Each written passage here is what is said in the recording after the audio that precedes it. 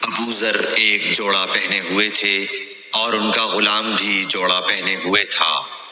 سبب دریافت کیا گیا تو کہنے لگے کہ میں نے ایک شخص یعنی غلام کو برا بھلا کہا تھا اور اس کی ماں کی غیرت دلائی یعنی گالی دی، تو رسول اللہ صلی اللہ علیہ وسلم نے یہ معلوم کر کے مجھ سے فرمایا، اے ابو ذر، تو نے اسے ماں کے نام سے غیرت دلائی ہے، بے شک تجھ میں ابھی کچھ زمانہ جاہلیت کا اثر باقی ہے۔ یاد رکھو ماتحت لوگ تمہارے بھائی ہیں، اللہ نے اپنی کسی مصلحت کی بنا پر انہیں تمہارے قبضے میں دے رکھا ہے، تو جس کے ماتحت اس کا کوئی بھائی ہو تو اس کو بھی وہی کھلائے جو آپ کھاتا ہے، اور وہ کپڑا اسے پہنائے جو آپ پہنتا ہے، اور ان کو اتنے کام کی تکلیف نہ دو کہ ان کے لیے مشکل ہو جائے، اور اگر کوئی سخت کام ڈالو تو تم خود بھی ان کی مدد کرو۔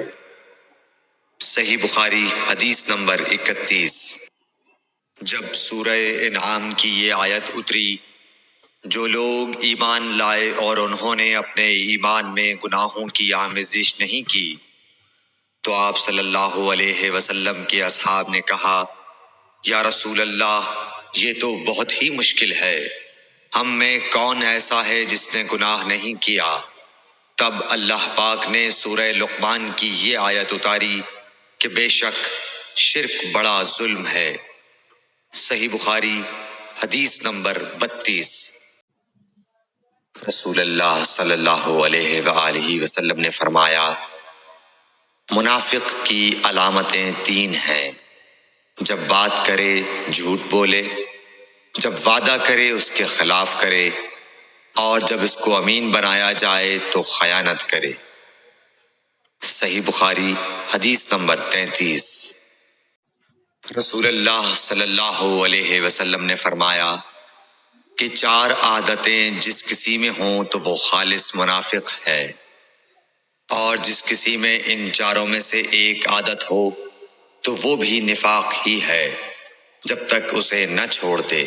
وہ یہ ہیں، جب اسے امین بنایا جائے تو امانت میں خیانت کرے، اور بات کرتے وقت جھوٹ بولے، اور جب کسی سے عہد کرے تو اسے پورا نہ کرے، اور جب کسی سے لڑے تو گالیوں پر اتر آئے۔ صحیح بخاری حدیث نمبر 34۔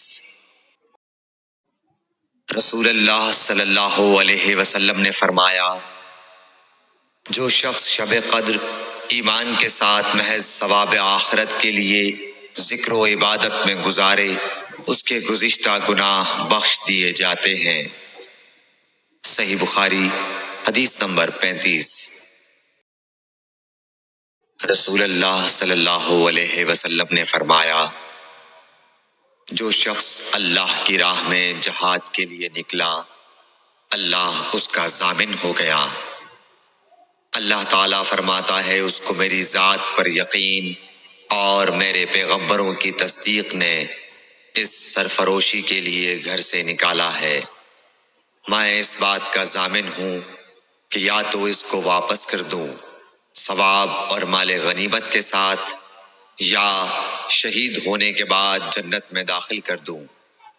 رسول اللہ صلی اللہ علیہ وسلم نے فرمایا، اور اگر میں اپنی امت پر اس کام کو دشوار نہ سمجھتا تو لشکر کا ساتھ نہ چھوڑتا، اور میری خواہش ہے کہ اللہ کی راہ میں مارا جاؤں، پھر زندہ کیا جاؤں، پھر مارا جاؤں، پھر زندہ کیا جاؤں، پھر مارا جاؤں۔ صحیح بخاری حدیث نمبر 36۔ حضرت صلی اللہ علیہ وسلم نے فرمایا، جو کوئی رمضان میں راتوں کو ایمان رکھ کر اور ثواب کے لیے عبادت کرے، اس کے اگلے گناہ بخش دیے جاتے ہیں۔ صحیح بخاری حدیث نمبر 37۔ حضرت صلی اللہ علیہ وسلم نے فرمایا، جس نے رمضان کے روزے ایمان اور خالص نیت کے ساتھ رکھے، اس کے پچھلے گناہ بخش دیے گئے۔ صحیح بخاری حدیث نمبر 38۔ حضرت صلی اللہ علیہ وسلم نے فرمایا، بے شک دین آسان ہے، اور جو شخص دین میں سختی اختیار کرے گا تو دین اس پر غالب آ جائے گا اور اس کی سختی نہ چل سکے گی۔ بس اس لیے اپنے عمل میں پختگی اختیار کرو اور جہاں تک ممکن ہو میانہ روی برتو، اور خوش ہو جاؤ کہ اس طرز عمل سے تم کو دارین کے فوائد حاصل ہوں گے، اور صبح اور دوپہر اور شام اور کسی قدر رات میں عبادت سے مدد حاصل کرو۔ نماز 5 وقتہ بھی مراد ہو سکتی ہے کہ پابندی سے ادا کرو۔ صحیح بخاری حدیث نمبر 39۔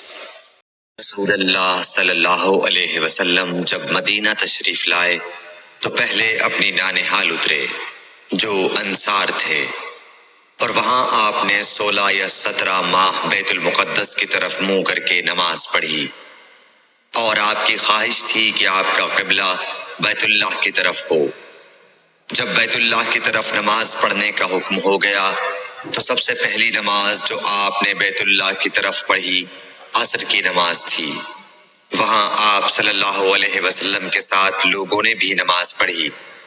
پھر آپ کے ساتھ نماز پڑھنے والوں سے ایک آدمی نکلا اور اس کا مسجد بنی حارثہ کی طرف گزر ہوا تو وہ لوگ رکوع میں تھے۔ وہ بولا کہ میں اللہ کی گواہی دیتا ہوں کہ میں نے رسول اللہ صلی اللہ علیہ وسلم کے ساتھ مکے کی طرف منہ کر کے نماز پڑھی ہے۔ یہ سن کر وہ لوگ اسی حال میں بیت اللہ کی طرف گھوم گئے، اور جب رسول اللہ صلی اللہ علیہ وسلم بیت المقدس کی طرف منہ کر کے نماز پڑھا کرتے تھے، یہودی اور عیسائی خوش ہوتے تھے، مگر جب آپ نے بیت اللہ کی طرف منہ پھیر لیا تو انہیں یہ امر ناگوار ہوا۔ زہیر ایک راوی کہتے ہیں کہ ہم سے ابو اسحاق نے برا سے یہ حدیث بھی نقل کی ہے کہ قبلہ کی تبدیلی سے پہلے کچھ مسلمان انتقال کر چکے تھے، تو ہمیں یہ معلوم نہ ہو سکا کہ ان کی نمازوں کے بارے میں کیا کہیں۔ تب اللہ نے یہ آیت نازل کی، وَمَا كَانَ اللَّهُ لِيُضِيعَ إِيمَانَكُمْ، سورہ بقرہ آیت نمبر 143۔ صحیح بخاری حدیث نمبر 40۔